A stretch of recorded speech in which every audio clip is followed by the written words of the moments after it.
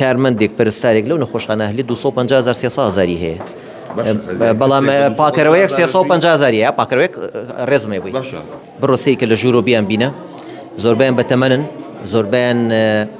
ساڵێک یا دوانیان ماوە خانشین بن و ئەم ساڵ لەگەڵ پارە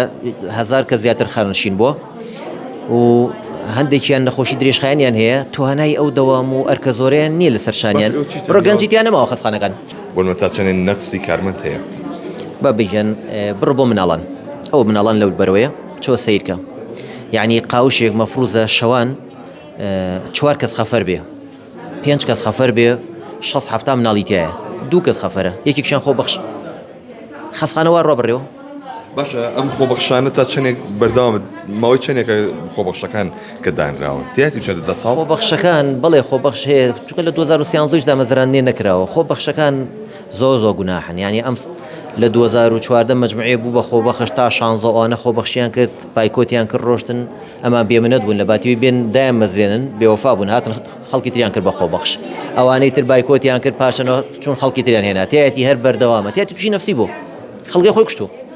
ئەتۆر 10 ساڵ گەنجێکی چاوەڕێی مستەقبەلی چاوەڕێی ژیانی نەک لە خەستخانە حکومیەکان لە ئەهلیەکانیش نەیانتوانی کێشەی کارمەند و پەرستار بۆ ئێمە چارەسەرکەن کارمەندێک پەرستارێک لەو نەخۆشخانە هەلی 250,000 300,000 هەیە بەڵام پاکەرەوەیەک 350,000 پاکەرەوەیەک ڕێزمێ بووی